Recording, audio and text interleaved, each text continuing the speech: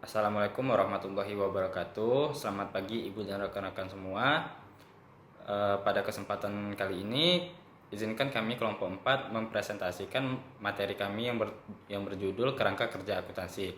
Namun sebelum itu, izinkan kelompok kami memperkenalkan diri. Yang pertama ada saya Rio Anggara selaku pemateri pertama sekaligus moderator. Kemudian yang kedua ada Zafira Zahra selaku pemateri kedua. Yang ketiga ada Henita Marcelia selaku pemateri ketiga. Yang keempat ada Rania Zuhra Anindya selaku pemateri keempat. Yang kelima ada Respa Ardianingsih selaku pemateri kelima. Dan terakhir ada Grace Felicia sekaligus pemateri terakhir.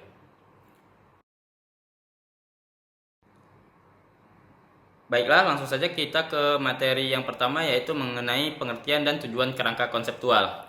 Nah, dalam beberapa literatur teman-teman, salah satunya di buku Teori Akuntansi karangan Bu Novita, dijelaskan bahwa kerangka konseptual merupakan sistem yang berhubungan dengan tujuan dan konsep yang melandasi akuntansi yang bisa menurunkan standar-standar yang konsisten dalam menggambarkan sifat, fungsi, dan keterbatasan akuntansi keuangan dan pelaporannya.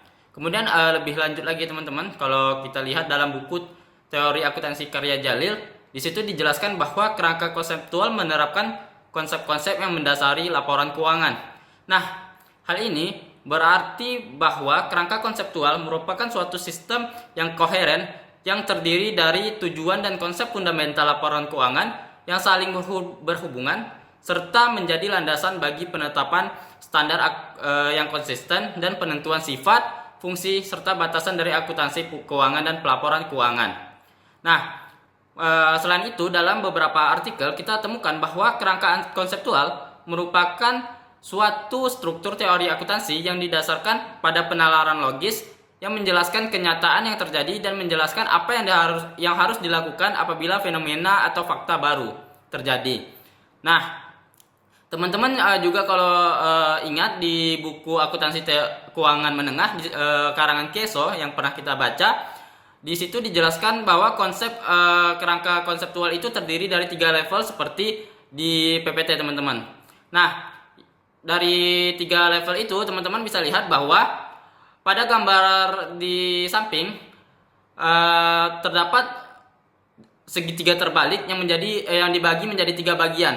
Nah, bagian pertama itu kita sebut sebagai level 1 yang berisi mengenai alasan atau tujuan dari pelaporan keuangan. Nah, yang kedua berisi mengenai karakteristik kualitatif dari informasi akuntansi dan elemen-elemen pada laporan keuangan. Nah, bagian kedua ini kita sering menyebutnya sebagai jembatan antara level 1 dan 3. Nah, sementara itu pada bagian ketiga atau level ketiga itu tuh merupakan bagian yang menggambarkan cara implementasi dari pelaporan keuangan yang berisi mengenai konsep, pengukuran, dan pengungkapan. Nah, selanjutnya, apa sih peran kerangka konseptual atau kerangka kerja konseptual ini? Nah, perannya adalah melayani kepentingan publik dengan menyediakan struktur dan haluan pelaporan akuntansi dan keuangan untuk memfasilitasi penyediaan informasi keuangan yang berkaitan secara objektif yang bermanfaat dalam membantu bekerjanya pasar modal dan lainnya secara efisien dalam rangka alokasi sumber ekonomi dalam perekonomian masyarakat. Baiklah, sekian materi dari saya lanjutkan kepada pemateri berikutnya. Materi berikutnya adalah kerangka konseptual akuntansi. Kerangka konseptual akuntansi yang pertama yaitu A Statement of Basic Accounting Theory atau ASOBAT yang diterbitkan oleh American Accounting Association pada tahun 1966 dengan tujuan yaitu untuk menciptakan kerangka teori akuntansi yang dapat digunakan sebagai panduan dalam praktik akuntansi. Lalu yang kedua yaitu Basic Concept and Accounting Principles Underlying Financial Statement of Business Enterprise APB Opinion No. 4 yang diterbitkan oleh Accounting Principles Board dengan tujuan untuk memberikan panduan penerapan prinsip akuntansi dalam penyusunan laporan keuangan. Lalu yang ketiga yaitu Objective of Financial Statement Through Blood Committee Report yang diterbitkan oleh American Institute of Certified Public Accountant pada tahun 1971 dengan tujuan untuk mengidentifikasi informasi apa saja yang seharusnya disediakan dalam laporan keuangan dengan fokus pada relevansi bagi pengambilan keputusan. Lalu yang keempat yaitu Statement of Accounting Theory and Theory Acceptance atau SATTA yang diterbitkan oleh American Accounting Association pada tahun 1977 dengan tujuan yaitu untuk mempelajari penerimaan dan penolakan teori-teori akuntansi dalam praktik.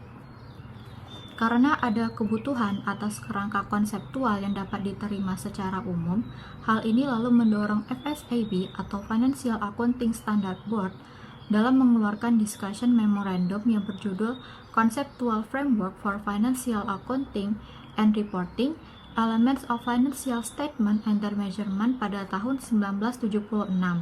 Dari hasil tulisan tersebut, pada tahun 1978 hingga 1985 dihasilkan 6 komponen kerangka konseptual yang bernama Statement of Financial Accounting Concept atau SFAC yang terdiri dari 6 komponen. SFAC number 1 menetapkan tujuan utama laporan keuangan bagi perusahaan bisnis. SFAC number 2 mengidentifikasi karakteristik kualitatif yang menjadikan informasi berguna bagi pengguna laporan keuangan. Lalu SFAC number 3 menyusun elemen-elemen dasar laporan keuangan seperti aset, liabilitas, ekuitas, pendapatan, dan beban. Lalu SFAC number 4 berisi tujuan pelaporan keuangan bagi organisasi nirlaba. Lalu SFAC number 5 menyusun kriteria, pengakuan, dan pengukuran yang digunakan untuk memasukkan elemen-elemen dalam laporan keuangan.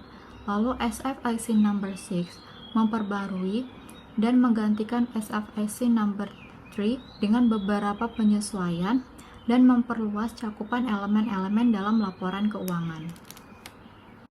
Di sini saya akan menjelaskan tentang tujuan pelaporan keuangan. Laporan keuangan adalah informasi keuangan yang disajikan dan disiapkan oleh manajemen dari suatu perusahaan kepada pihak internal dan eksternal yang berisi seluruh kegiatan bisnis dari satu kesatuan usaha yang merupakan salah satu alat pertanggungjawaban dan komunikasi manajemen kepada pihak-pihak yang membutuhkannya. Laporan keuangan ada 5. Yang pertama itu laporan posisi keuangan, yaitu laporan yang menjelaskan tentang keseimbangan aset, liabilitas, dan ekuitas. Yang kedua ada laporan laba rugi, yaitu laporan yang menjelaskan tentang pendapatan dan beban-beban yang ada dalam suatu kegiatan usaha. Yang ketiga ada laporan perubahan ekuitas, yaitu tentang laporan perubahan modal. Yang keempat ada laporan arus kas, yaitu laporan tentang penerimaan dan pengeluaran kas. Yang terakhir ada CALK, catatan atas laporan keuangan, yaitu informasi tambahan yang tidak ada di dalam 4 laporan keuangan di atas. Sedangkan pelaporan keuangan adalah laporan keuangan yang ditambah informasi-informasi lain yang berhubungan, baik langsung maupun tidak langsung, dengan informasi yang disediakan oleh sistem akuntansi, informasi tentang sumber daya perusahaan, earnings current cost, informasi tentang prospek perusahaan yang merupakan bagian integral dengan tujuan untuk memenuhi tingkat pengungkapan yang cukup. Tujuan pelaporan keuangan ada 3. Yang pertama itu menyediakan informasi untuk membuat keputusan ekonomi. Yang kedua menyajikan informasi kepada berbagai jenis pengguna yang memiliki segala keterbatasan. Dan yang ketiga adalah memberikan informasi yang dibutuhkan oleh investor dan kreditor dalam menaksir earnings power dan aliran kas perusahaan, perbandingan dan evaluasi aliran kas, baik jumlah dan ketidakpastian yang meliputinya. Sekian materi dari saya. Saya akan menjelaskan karakteristik kualitatif dan elemen laporan keuangan. Karakteristik kualitatif. Menurut PSAK, terdapat 4 karakteristik kualitatif pokok, yaitu yang pertama dapat dipahami atau understandability. Laporan keuangan harus dapat dipahami oleh para pemakai agar dapat digunakan untuk pengambilan keputusan. Yang kedua itu relevan atau relevance. Relevan berhubungan dengan kegunaan informasi tersebut dalam pengambilan keputusan.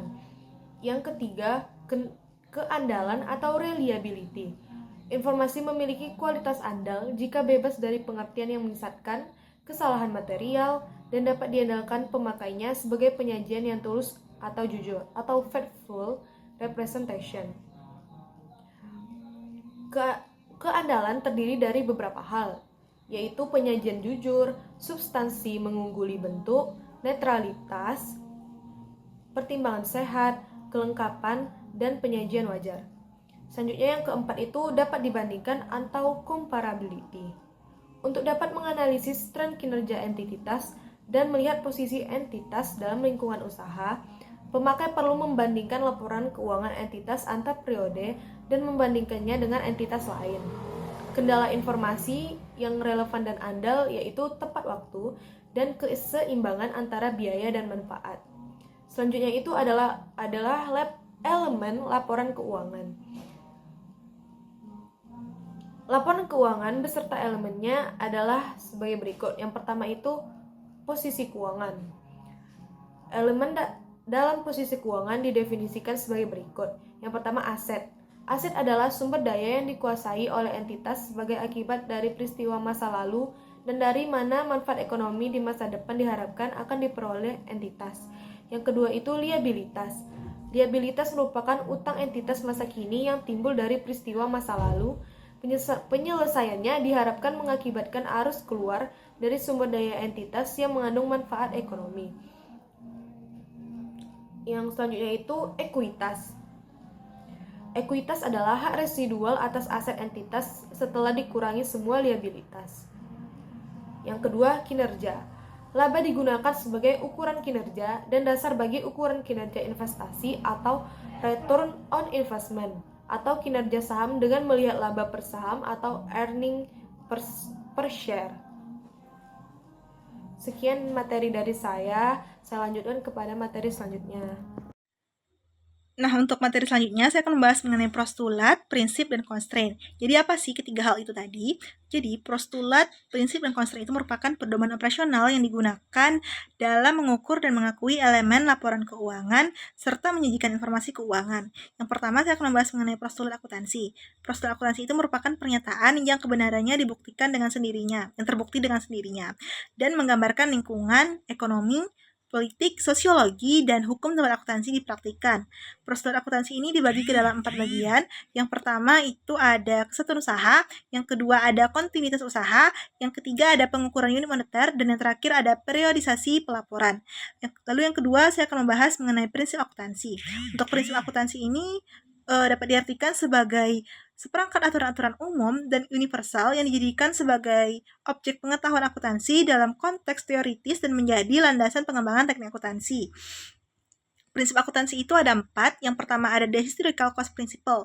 Nah, untuk prinsip ini dasar penilaian yang paling tepat itu ialah acquisition cost.